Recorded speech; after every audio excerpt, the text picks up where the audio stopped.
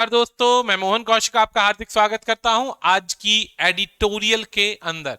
आज जो हम डिस्कस करेंगे, खूब सारे ईडियम्स डिस्कस करेंगे, वोकैबुलरी, ग्रामर सेक्शन, काफी सारी चीजें पढ़ेंगे ताकि आपके एग्जाम से रिलेटेड आपका रीडिंग स्ट्रांग हो और एग्जाम के अंदर आपको कॉम्प्रिहेंशन पढ़ने में कोई समस्या ना आए।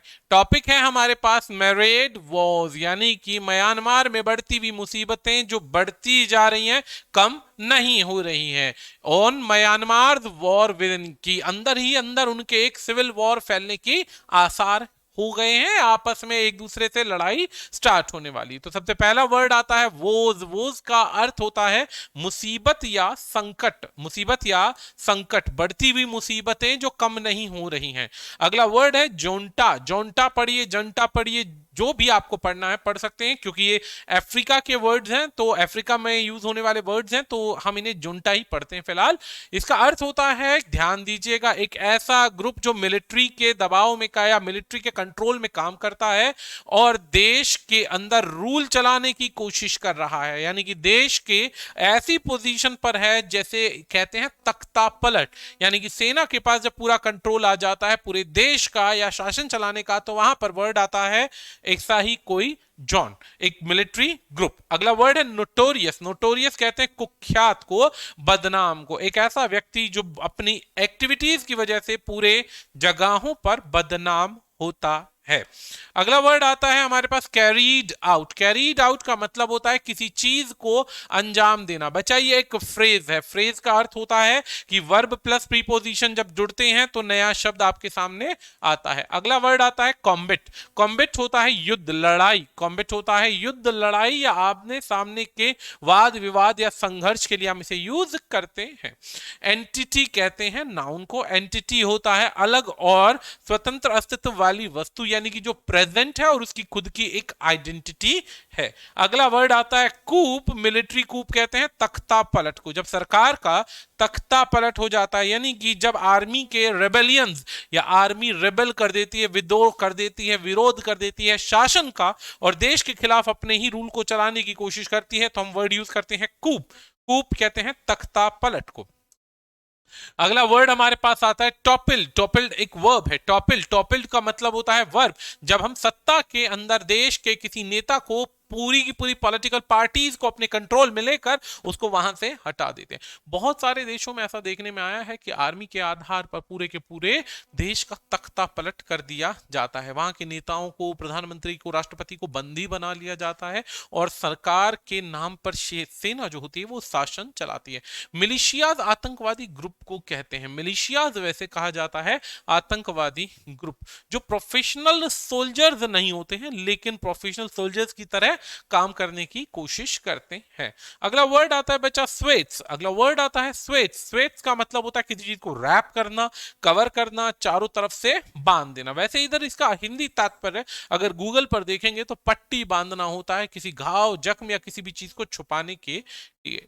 अगला वर्ड हमारे पास आता है स्पार्शली। स्पार्शली एक एडजेक्टिव है। स्पार्शली एक एडजेक्टिव है बच्चा, जिसका अर्थ होता है, क्या अर्थ होता है, ओनली अ स्मॉल नंबर और अमाउंट ऑफ पीपल और थिंग, यानी किसी भी चीज के बारे में बात करें तो बहुत छोटे संघ, समुदाय या ग्रुप की चीजों के लिए यूज करते हैं। वैसे तीतर भीतर बटने के लिए भी यूज किया जाता है बच्चा।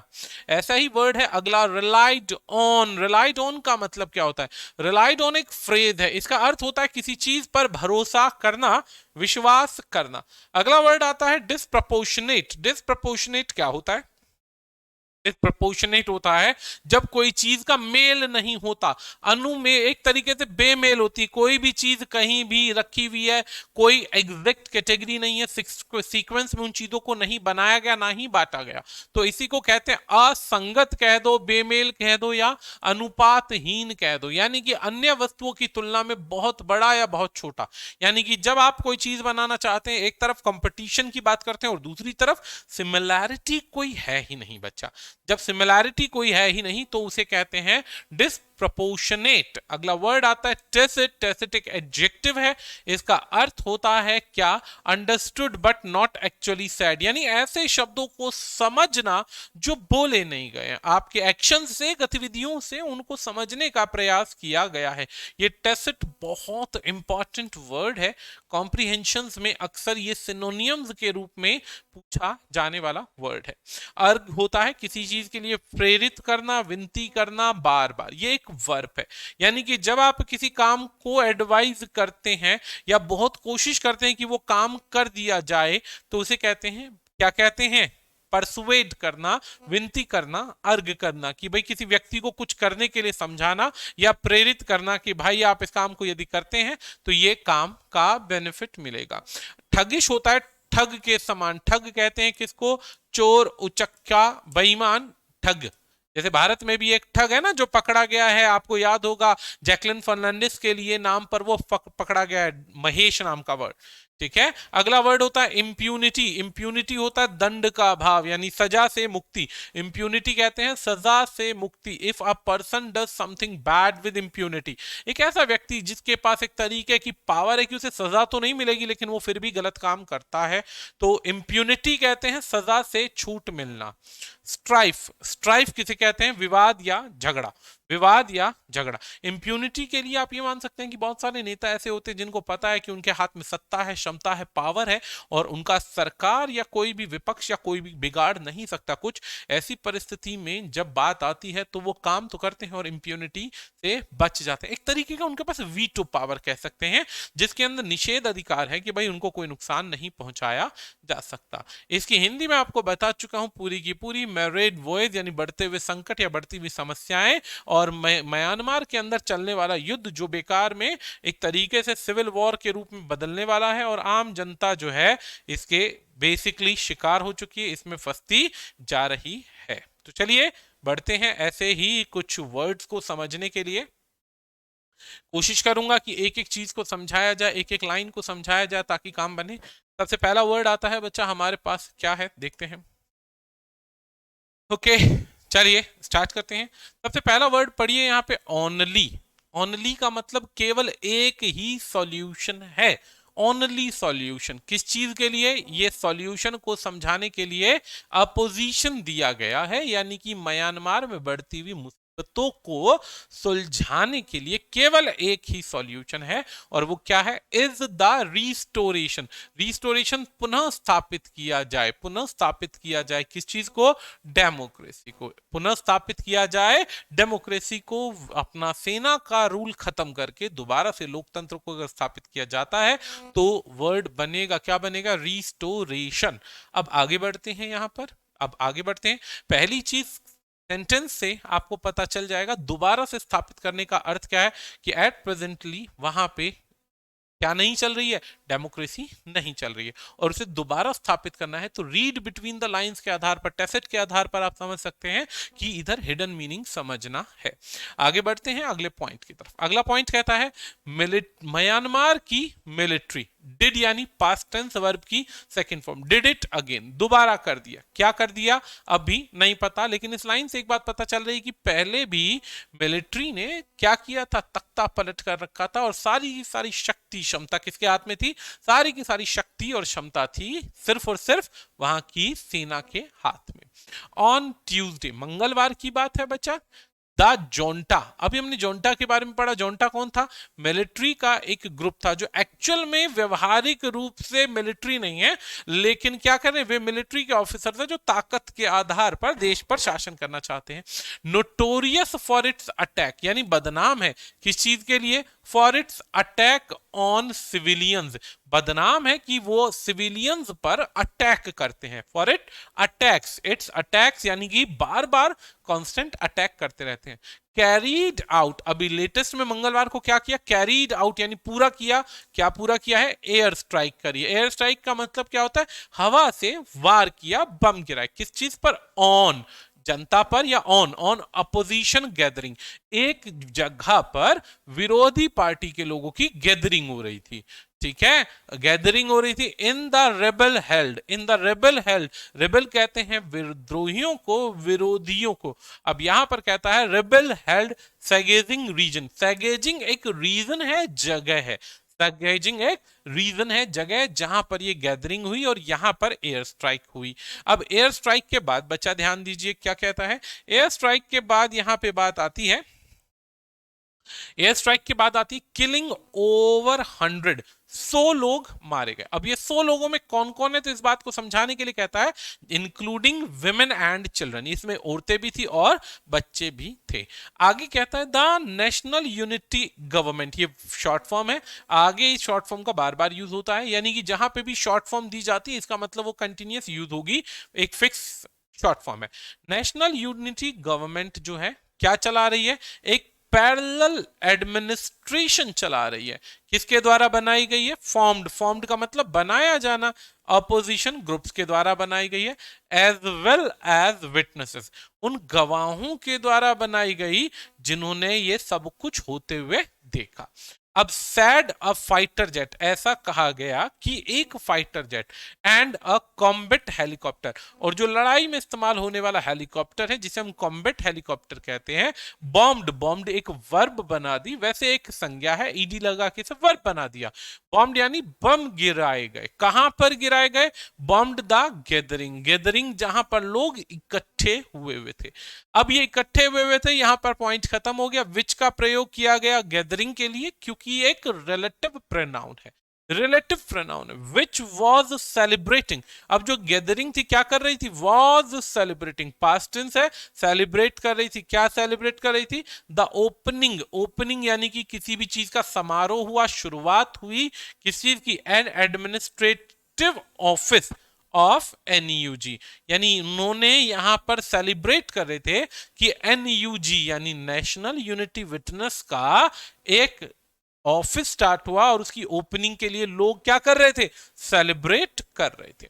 The regime led by general, क्या है, जनरल मिन ओंग हेरियांग, यहां पर ये वर्ड है, पर्सन का नाम है, calls a territory, terrorist entity, और इसको बोला गया कि एक टेररिस्ट एंटिटी है, यानी कि समारोह बना गया लेकिन ये आतंकवादियों के द्वारा बनाया गया, ऐसा इन्हें बोला गया। अब जोंटा यानी कि जो आर्मी का जो ग्रुप है बना हुआ है, जो आधिकारिक रूप से ताकत के रूप में आया हुआ है, लेटर कंफर्म द स्ट्राइक, बाद में क्या किया, लेटर यानी थोड़ी देर बाद कंफर्म किया कि हाँ भाई हमने स्ट्राइक की है। बट यहां पर कहता है लेकिन पॉजिटिव स्टेटमेंट के बाद नेगेटिव स्टेटमेंट बोलनी हो, या अपनी स्टेटमेंट के विरोध में, विपक्ष में जो बोलना है उसके विरोध में कुछ बोलना है, तो हम बट का प्रयोग करते हैं, कंजंक्शन। बट सैड बोला गया, क्या बोला गया, मोस्ट ऑफ दोज किल्ड, यानी जितने भी लोग मारे गए वह रेसिस्टेंट फाइटर्स, आर्मी कहती है कि ये आम लोग नहीं थे जिनको मारा है, ये सारे के सारे फाइटर्स से विद्रोही थे जो सरकार के खिलाफ या सेना के खिलाफ खड़े हुए। द स्ट्राइक एक्चुअली शो, जो स्ट्राइक्स हैं जो बार बार हो रही है, शो यानी दर्शाती है, ये प्रेजेंट टेंस की बात है, रेगुलर एक्शन होता है। द जॉन्ट्स ग्रोइंग वल्नरेबिलिटी, क्या है, वल्नरेबिलिटीज यानी कि ये बढ़ते जा रहे हैं, घातक हो सकते हैं। Rather than strength in countries, यानी कि क्या कर रहे हैं, ताकत दे रहे हैं कि देश में क्या हो जाए, सिविल वार हो जाए, और आर्मी ऐसा नहीं चाहती, आर्मी चाहती है कि इन आतंकवादियों को, विद्रोहियों को, विद्रोह को पूरी तरीके से दबा दिया जाए। इन द पास्ट, की बात कर रहे हैं, द मेन ऑपोजिशन, जो पूरा विद्रोह है, विरोध है, विद्रोही है, यानी कि अपोजिशन विरोध पार्टी है, that the military regime had face, कि मिलिट्री की रिजीम ने फेस किया है, जो भी was the non violent democratic movement, कहते हैं कि इन्होंने जो भी मिलिट्री की रिजीम हुई है या जो भी इन्होंने फेस किया है वो क्या था, नॉन वायलेंट था, डेमोक्रेटिक मूवमेंट था, जो चलाया जा रहा था किसके द्वारा, ऑंग सैन स्यू की के द्वारा। एक सिंपल सी पॉइंट को समझते हैं अगर, तो इसमें दो लाइनें बोली गई। पहली लाइन बोली गई ही सेंड्स यू की यहाँ पर ओपनिंग करती है किसी चीज की, एक ऑफिस की गैदरिंग करती है, लोग सेलिब्रेट करते हैं। सेना इस बात को देखकर घबराती है कि भाई कहीं ऐसा ना हो जाए कि ये रिबल्स की संख्या और ज्यादा बढ़ जाए और ज्यादा ताकतवर हो जाए। तो इस चीज के विरोध को, इस चीज के पॉइंट को रोकने के लिए सरकार या सेना क्या करती है, अटैक कर देती है। अटैक कर देती है किस पर, जनता पर। 100 से ज्यादा लोग मारे जाते हैं और कहते हैं कि ये केवल विरोध को दबाने का प्रयास है। आगे बढ़ते हैं। अगला पॉइंट कहता है बट आफ्टर द फेब 2021 यानी 2021 में कूप हुआ, तख्ता पलट हुआ, विच टॉपल यानी बदल दिया किसको, an increasingly popular San Suu Kyi, her National League for Democracy had won back to back election. यानी कि इस लेडी की, यानी कि ये पॉपुलर लीडर है जिनकी पार्टी जो थी बैक टू बैक डेमोक्रेसी के आधार पर इलेक्शन जीत रही थी। The country slipped into a civil war, country क्या हो गई, सिविल वॉर में बदल गई। क्यों बदल गई, between the regime and the NUG. अब दो पार्टी हो गए, एक शासन पक्ष हो गया जो सत्ताधारी पक्ष है, और दूसरा वो पक्ष है जो ये नेशनल यूनिटी गवर्नमेंट चल या एक ग्रुप चलाना चाहते हैं। अब the NUG and its armed wing, यानी कि एनयूजी और उसके जो आर्म्ड विंग यानी कि हथियार बंद सेक्शन है जो हथियार के लेकर चलते हैं, कॉमा पीडीएफ यानी पब्लिक डिफेंस फोर्स या people defence force have joined hands, आपस में मिल गए हैं, विद एथनिक मिलिशियाज यानी कि जो आसपास के आतंकवादी हैं उनसे मिल गए हैं या विद्रोही हैं उनसे मिल गए, टू ऑस्ट द मिलिट्री, ताकि मिलिट्री को खदेड़ा जा सके। The military has lost swathes of territories, हालांकि मिलिट्री के पास जो पूरा कंट्रोल है वो उस बेसिक टेरिटरी में खो चुका है। Most sparsely populated rural and jungle areas, कौन सा, वही एरिया जो बेसिकली जंगल एरिया के आसपास है या रूरल एरियाज के। Unable to recapture lost land, और यहां पर क्या है कि अनेबल है, खोया हुआ लैंड जो है उसे रिकैप्चर नहीं कर पा रही है। It has relied on air strikes to weaken the opposition, और ऐसा माना जा रहा है कि अगर ये एयर स्ट्राइक करते हैं तो एयर स्ट्राइक करने के बाद में जो ऑपोजिशन है उनकी कमर टूटेगी, वो कमजोर होंगे, डरेंगे, खौफ में आएंगे और जोंटा यानी मिलिट्री के रूल को स्वीकार करेंगे दबने के बाद में। एक बार हार जाएंगे, कमजोर हो जाएंगे तो ये चीजों को स्वीकार करेंगे। आगे बढ़ते हैं। अब यहां पर कहता है जोंटा फेसेस, फेसेस यानी कि फेस कर रहा है, किस चीज को फेस कर रहा है, प्रेशर। किससे फेस प्रेशर आ रहा है, फ्रॉम द रेसिस्टेंट ग्रुप, यानी कि लगातार जो विद्रोहियों का ग्रुप है वो दबाव दे रहा है मिलिट्री के ग्रुप्स पर। But it still controls most of the countries population centres, यानी कि इसमें कहा जा रहा है कि जो जंगल का एरिया है या रूरल एरिया का सेक्शन है जहां पर वो विद्रोहियों का गढ़ है वहां पर आर्मी का कंट्रोल खत्म है, लेकिन अभी भी आर्मी कंट्रोल कर रही है, कहां पर, बहुत बड़े हिस्से पर। करंट अप्रोच जो है यानी कि प्रेजेंट मौजूदा हालात जो है किसके, of the generals is to hold on the territories under their control while continuing to use disproportionate force, बिना सोचे समझे आर्मी का प्रयोग करना अगेंस्ट, विरोध में किसके, उन फाइटर्स के जो उस छोटे सेक्शन को कंट्रोल किए बैठे हैं या सिविलियंस पर, जो सिविलियंस के कंट्रोल का एरिया है वहां पर। आर्मी के जनरल्स की एक सोच है कि भैया जहां जहां पर ये विद्रोही है इनको पूरी तरीके से खदेड़ना है, भगाना है, बाय हुक और बाय क्रुक, कैसे भी करके इनको निपटाना है। भाई निपटाना है तो हमें इन चीजों को फोकस करना पड़ेगा। With the tacit support of, अब इन्हें प्रॉपर क्या मिल रही है, कंटिन्यूस मिल रही है, हिडन सपोर्ट मिल रही है रशिया से और चाइना से, रशिया और चाइना से सपोर्ट मिल रही है, एंड साइलेंस फ्रॉम, अब शांति क्यों है, क्योंकि इंडिया जो है चुप बैठा है। इंडिया एक डेमोक्रेटिक कंट्री है, इंडिया एज प्रेजेंट पूरे वर्ल्ड के अंदर डेमोक्रेसी के नाम पर एक उभरती भी बहुत ताकतवर शक्ति है, जो इस मिडिल के सेक्शन के अंदर अपना काफी इंपॉर्टेंट रोल प्ले करती है। लेकिन इंडिया को आप नोटिस करेंगे कि मैक्सिमम सेक्शंस में वो एब्सटेन करता है, वो दूसरे के विवादों में पड़ने का प्रयास नहीं करता, और दूसरे देशों की डिमांड क्या है कि इंडिया उसमें इंटरफेरेंस करे।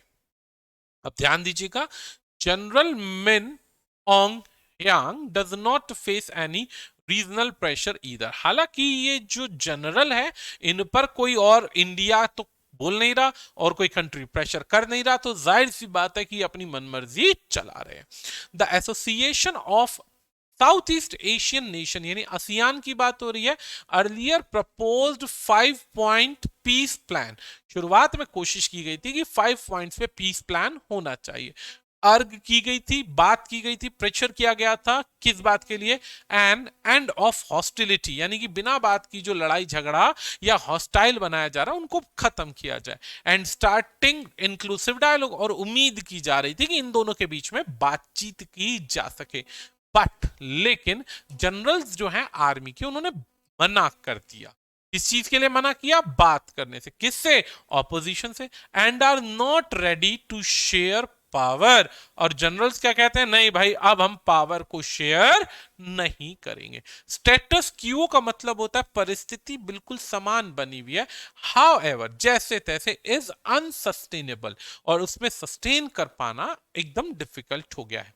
Regional power can not look away, यानी कि वो ध्यान ही नहीं देंगे। व्हेन अ थगिश, यानी कि ताकत के आधार पर गुंडई जो चल रही है, regime keeps killing its people with impunity, यानी कि आर्मी जो है, जो ताकतवर सेना है, वो अपने ही लोगों को ताकत के दम पर, इंप्यूनिटी यानी सजा का कोई खौफ तो है नहीं, क्योंकि देश की सरकार ही जब क्राइम करेगी तो कौन उसका खिलाफ काम करेगा। तो एक तरीके से गुंडई चल रही है बिल्कुल।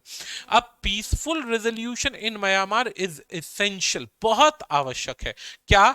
पीसफुल रेजोल्यूशन, ये एक सब्जेक्ट हो गया, ये बता रहा है कहां पर? तो पीसफुल रेजोल्यूशन म्यांमार में।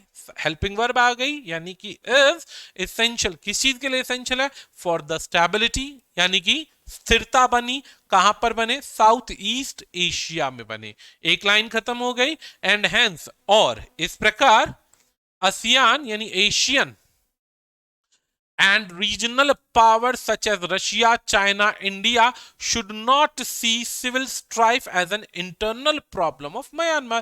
कहते हैं कि कुछ इस प्रकार की स्टेबिलिटी बने ताकि ये जो बड़े बड़े कंट्री हैं, रशिया, चाइना, इंडिया, ये बेसिकली क्या करे? यहां पर सपोर्ट करे, इंटरफेरेंस करे और एक स्टेबिलिटी बनाए ताकि इंटरनल प्रॉब्लम्स ना देखने को मिले। They should use their economic and political clout, यानी कि उन्हें अपनी क्षमता का यूज करना चाहिए। दबाव डालें किस पर? जनरल्स पर, कि स्टॉप करें वायलेंस को, to stop the violence. And enter into talks, और क्या करें? वाद विवाद या बातचीत की टेबल पर आए ऑपोजिशन के साथ में। इस बात से पता चल रहा है कि ऑपोजिशन को झगड़ा नहीं चाहता है, और जनरल्स जो है वो बात मानना नहीं चाहते। विदेश जो है, ताकतवर कंट्रीज, इसमें पढ़ना नहीं चाहते हैं, और हिडन सपोर्ट रशिया से या चाइना से इनको मिलती जा रही कि लो हथियार और अपने ही देश के लोगों को निपटाओ भाई। ठीक है जी। The only sustainable long term and just solution for Myanmar, केवल और केवल जो लंबे समय तक चल सकता है, एक ही सॉल्यूशन है म्यांमार के लिए, बढ़ती हुई समस्याओं के लिए। क्या है? Is the restoration of its democracy, रिस्टोरेट किया जाए डेमोक्रेसी को, संघवाद के नियम के आधार पर संविधान को चलाया जाए। अब संविधान को सिस्टमैटिक चलाने के लिए पहला स्टेप अचीव करना पड़ेगा इस गोल को, ताकि वायलेंस को अंत किया जा सके। और एक बार वायलेंस यानी हिंसा का अंत होगा, तभी जाकर आप पूरी तरीके से समस्याओं को सॉल्व कर पाएंगे।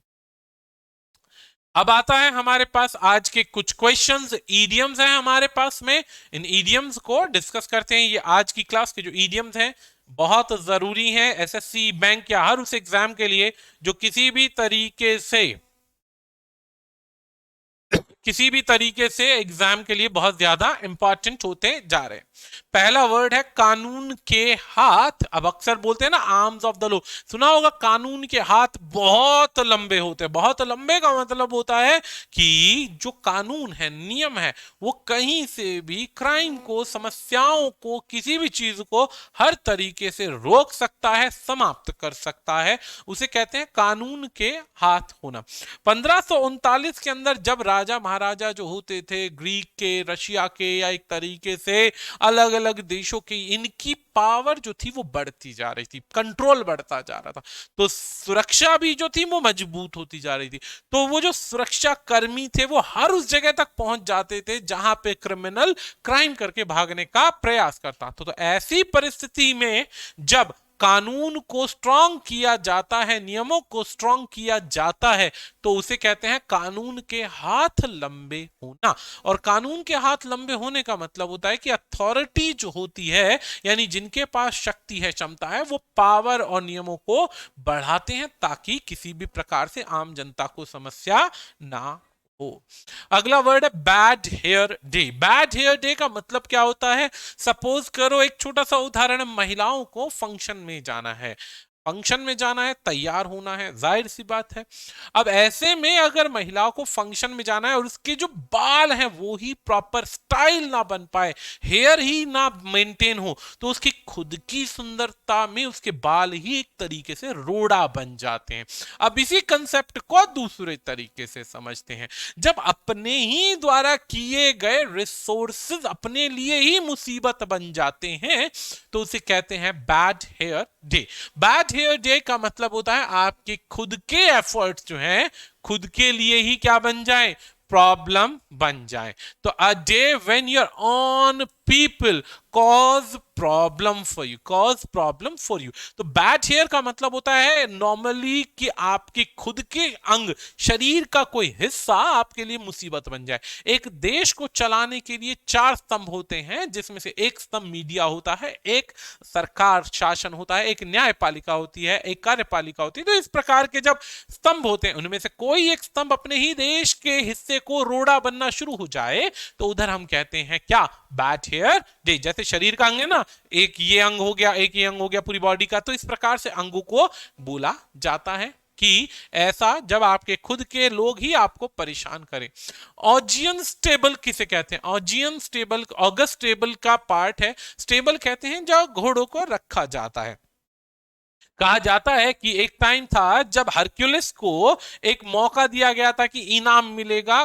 कब इनाम मिलेगा? जब राजा ऑगस्ट के पूरे स्टेबल को, घुड़सवार जहां पे घोड़े रहते हैं, उसको क्लीन करना पड़ेगा। अब राजा ऑगस्ट का जो स्टेबल था काफी बड़ा था, हजारों एनिमल्स होते थे। तो राजा ऑगस्ट कहते हैं कि इनाम उसको मिलेगा जो एक दिन में सबकी सफाई कर देगा, पूरा क्लियर कर देगा। अब राजा ऑगस्ट जो था एक्चुअल में इनाम देना नहीं चाहता था, वो चाहता था कि बिना पैसे के उस चीज की सफाई हो जाए, टेंशन फ्री रहे।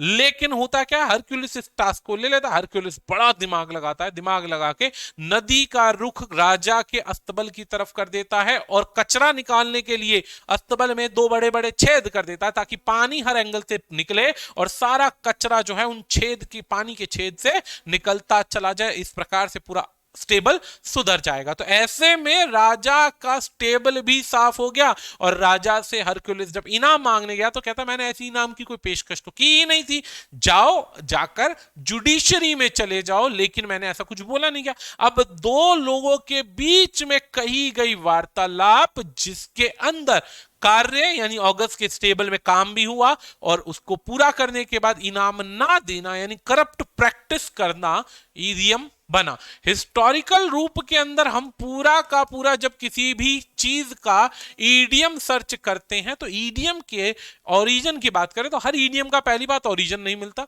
लेकिन जिसका मिल जाता है तो उसकी एक पूरी पीछे की स्टोरी होती है। तो हरक्यूलिस को जब इनाम नहीं मिला तब उसने नोटिस किया कि काम भी हो गया, करप्ट प्रैक्टिसेस के द्वारा पूरी मेहनत भी हो गई और बदले में रिजल्ट भी नहीं मिला। अगला क्वेश्चन बनता है तो इसका आंसर बनता है ग्रेट फिल्थ और करप्शन, यानी कि बहुत ज्यादा भारी मात्रा में करप्शन होना। अगला क्वेश्चन है येलो डॉग कॉन्ट्रैक्ट। बहुत अच्छा वर्ड है। एक तरीके से पुराने टाइम में, अंग्रेजों के टाइम पीरियड में जाहिर सी बात है, जिनको नौकरी पे रखा जाता था उन्हें कुत्ता समझा जाता था। अब उन्हें कुत्ता तो समझा जाता था, आप सुनते भी होंगे कि कहते हैं ना डॉग्स नॉट अलाउड टाइप से एक मुहावरा था। तो अब ऐसे में क्या होता है कि जब कुत्ता समझा जाता था तो उस परिस्थिति में उन्हें नौकरी देने से पहले कुछ बॉन्ड साइन करा लिए जाते थे। उन बॉन्ड्स के अंदर क्या होता था कि आप किसी भी प्रकार से अपोजिशन में ना तो कोई यूनियन बनाएंगे, ना समूह बनाएंगे, ना संगठन बनाएंगे, और यदि बनाया तो आप पे लीगल कार्यवाही होगी। तो ऐसे में एम्प्लॉयज से एम्प्लॉयर एक कॉन्ट्रैक्ट साइन करवा लेता था कि आप विरोध में कोई अलग से यूनियन का पार्टिसिपेशन नहीं करेंगे। तो ऐसी परिस्थिति में येलो डॉग कॉन्ट्रैक्ट होता था कि बदले में पैसा मिलेगा, काम करो और जाओ, यानी सरकार के खिलाफ आवाज उठाने का प्रयास नहीं करेंगे। तो उसे कहते थे येलो डॉग कॉन्ट्रैक्ट। अगला पॉइंट आता है येलो स्ट्रीक। बच्चा येलो जो होता है अंग्रेजी भाषा में कायरता का सिंबल होता है। येलो जो होता है अंग्रेजी भाषा में कायरता का सिंबल होता है। ये बात याद रखना, अंग्रेजी में कहीं भी लिखा आ जाए स्ट्रीक तो येलो लिखा आ जाए तो येलो का मतलब क्या हो गया? येलो का मतलब हो गया कायर, कमजोर, कायर या कमजोर। और स्ट्रीक का मतलब होता है व्यक्ति का व्यवहार, यानी स्ट्रीक होता है बच्चा क्या? बिहेवियर, यानी कि एक तरीका ऐसा जिसमें कोई भी व्यक्ति उस प्रकार का बिहेवियर करता है। और येलो हो गया कायरता, तो सही उत्तर बन गया कावर्डली। कावर्डली किसी चीज को करना कायरता के साथ में। Have a bee in one's bonnet. One's bonnet यानी कि जैसे आपने देखा होगा कि मधुमक्खी को बी कहा जाता है और उसका बॉनेट जो होता है कुछ इस प्रकार का जो छत्ता होता है, उस छत्ते में यानी शहद के लिए मधुमक्खी कहीं भी जाएगी, कहीं भी जाएगी, उसका एक ही एजेंडा होगा, आएगी, उसका ऑब्सेशन होगा, ज्यादा से ज्यादा जाएगी और एक ही काम के लिए कांस्टेंट निरंतर उसके काम वही चलता जाएगा। कभी भी नोटिस करना मधुमक्खी इधर उधर घूमती रहेगी, उसका एक ही काम होगा, काम अपना शहद लिया और अपने छत्ते पर गई, फिर गई शहद लिया फिर छत्ते पर गई। तो ऐसे में जब कांस्टेंट एक्शन होते हैं, कांस्टेंट एक्शन होते हैं, एक ही प्रकार की थॉट्स है, एक ही आइडिया है और कोई सेकंड ओपिनियन नहीं है, तो उसे कहते हैं बी इन वंस बॉनेट, यानी कि एक ही काम को करते रहना। अगला मुहावरा है असॉप टू साइबरस सर्बेरियस।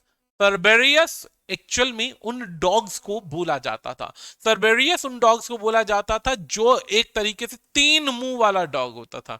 एक डॉग जो होता था सर्बेरियस कहते हैं, एक तरीके से रक्षक को कहा जाता है ऐसा डॉग जिसके तीन मुंह होते हैं, तीन मुंह होते हैं। और कहा जाता है कि जन्नत के या हेल के द्वार पर ये डॉग खड़ा होता है और जो जो व्यक्ति की जो पेनल्टी होती है उन्हें क्या करता है, ये डॉग एक तरीके से उन पेनल्टीज को चार्ज करता है, यानी कि उन्हें पनिश करता है। अब सॉप का मतलब होता है एक तरीके का केक जो शहद में डूबा होता है, a piece of cake with honey, dipped in honey. Dipped यानी कि डुबाया गया होता है, इन हनी, शहद में डुबाया गया होता है।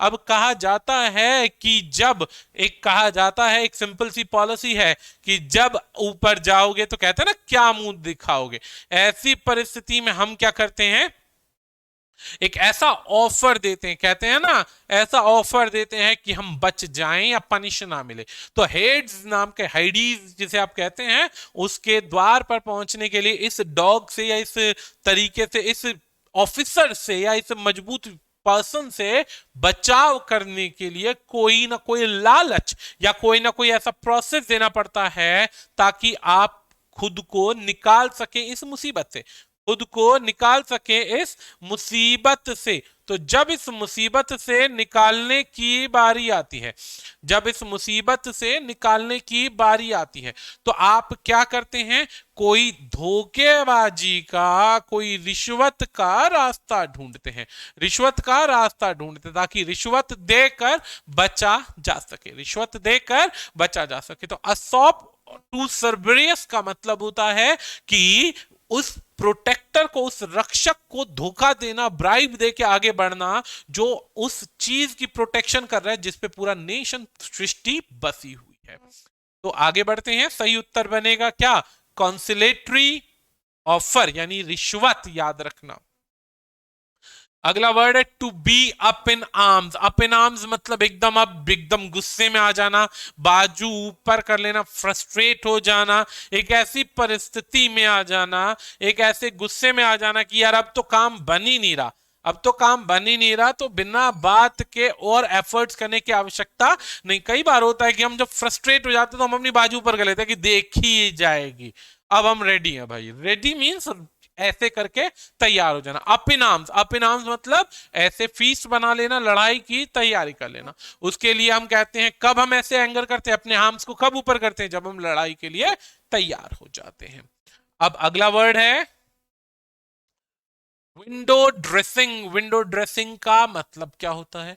अब ड्रेसिंग का मतलब होता है, आप कभी शॉप पर जाते होंगे, शॉप पर या शोरूम्स में जाते होंगे। शोरूम्स में जब आप जाते हैं बच्चा, तो शोरूम में जाते हैं तो नोटिस किया होगा कि यहां पर शोरूम्स के अलग अलग एंट्रेंस के पास में विंडोज बनी होती है। उन विंडोज पर पुतलों को लगाकर बहुत अतरंगी तरीके से कपड़े पहनाए जाते हैं, ताकि फैशन का, कल्चर का, ड्रेसिंग का पता लगाया जाए और जनता जो बाहर से निकलने वाली है उस चीज को देखकर आगे घुसे, आगे घुसे। तो ऐसे में वर्ड बनता है कि शोरूम की जब विंडोज को ड्रेस किया जाता है, सजाया जाता है, तो दिखावा किया जाता है कि हमारे पास ये चीजें हैं।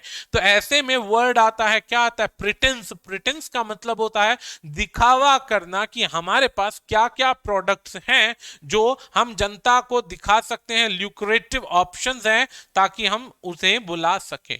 अगला वर्ड है टेपेस्ट्री। टेपेस्ट्री होता है एक क्लोथ, कर्टेन्स के क्लोथ को बोला जाता है tapestry.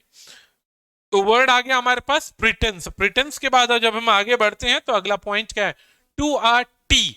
To a T. T का मतलब जैसे आपने सुना होगा, जो जो लोग मूवी देखते हैं, जिसे हम कहते हैं हाई टेबल। टेबल यानी कि ऊंचे पद पर जो लोग बैठे हुए हैं, टू अ टी यानी कि हाई टेबल पर जो लोग बैठे हुए हैं, उनको काम देना है। और वो भी कैसा काम देना है? जो परफेक्ट हो, परफेक्टली डन हो, परफेक्टली डन हो। परफेक्टली कोई काम जब कंप्लीट होता है, तब आप आगे उस चीज को प्रेजेंट करते हैं। तो परफेक्टली डन किसके लिए? हाई टेबल के लिए। तो टेबल यानी टी, और टेबल पर बैठे हुए जितने भी लोग हैं उनको काम कैसा चाहिए होता है? परफेक्ट चाहिए होता है। तो परफेक्ट काम चाहिए होता है, हम इसके लिए यूज कर सकते हैं डन परफेक्टली। अक्सर क्या होता है, जूनियर्स को अपने सीनियर अथॉरिटीज को हर काम करके उनकी टेबल पर पूरा परख देना होता है, तो हम इसे यूज कर सकते हैं डन परफेक्टली। अगला वर्ड आता है टिंकल पिंक। टिंकल पिंक होता है ना, कई बार हम ऐसा जोक देते हैं, जोक देते हैं जिससे आदमी या महिला या बच्चा या एकदम शर्मा जाता है, शर्म से गाल लाल हो जाते हैं, शर्म से गाल लाल हो जाते हैं, बहुत खुश होता है हर चीज के लिए, उन चीजों को मान जाता है। तो उसके लिए वर्ड यूज होता है वेरी प्लीज्ड। वेरी प्लीज्ड यानी बहुत खुश होना किसी चीज के लिए। कहते हैं ना कि गाल लाल हो रहे हैं, बहुत खुश, आज क्या बात है, चेहरे पे लाली लगी हुई है, तो उसके लिए हम यूज करते हैं टिंकल्ड पिंक।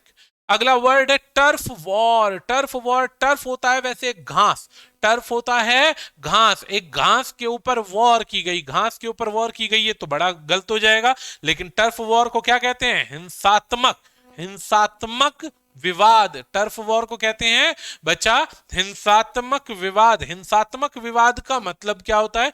जिसके अंदर लोग अपने आप को शक्तिशाली प्रूव करने के लिए युद्ध करते हैं।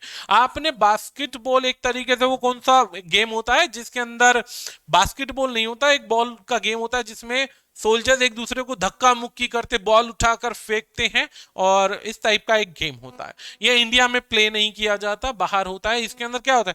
ताकत का प्रदर्शन होता है। तो पावर स्ट्रगल के लिए वर्ड यूज कर सकते हैं टर्फ वॉर।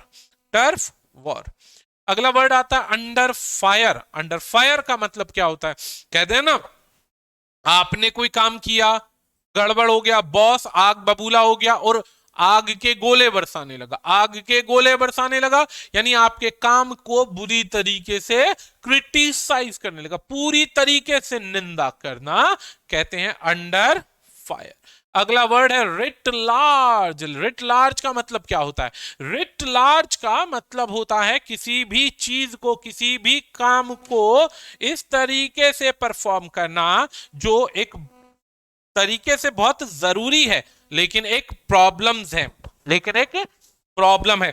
जब आप किसी काम को करते हैं और जरूरी होता है लेकिन वो बहुत मुसीबत होती है, वैसे रिट होता है, कोर्ट में लगाई जाती है ना, रिट्स लगाई जाती है, किसी बंदे के खिलाफ क्लेम्स या ब्लेम्स लगाए जाते हैं, और वो लार जो बड़े हों तो ऐसे में आम आदमी के लिए हो जाती है बड़ी परेशानी। लास्ट क्वेश्चन आज की क्लास का है बच्चा, young Turk. Young Turk last question है हमारे पास। यंग टर्क, यंग टर्क कहते हैं, टर्क बनता है टर्की से, टर्क बनता है टर्की से। एक ऐसा व्यक्ति, जवान लड़के को यंग बोला जाता है, और टर्क बोला जाता है टर्की से, तो यंग पर्सन फ्रॉम टर्की बोल सकते हैं। यंग पर्सन फ्रॉम टर्की से बोला जा सकता है, बिल्कुल जवान एंथुसियास्टिक पर्सन बोला जाता है। तो फर्दर आज की क्लास यहीं पे समाप्त होती है, ढेरों क्वेश्चन के साथ में। आशा करते हैं हमारे द्वारा दी गई जानकारी बहुत जरूरी आपको पसंद आ रही होगी। किसी भी विद्यार्थी को कोई समस्या, आप कमेंट कर सकते हैं, हमसे क्वेश्चन कर सकते हैं, क्वेरी कर सकते हैं, हम उसका जवाब जरूर देंगे। आज के लिए दोस्तों इतना ही, धन्यवाद।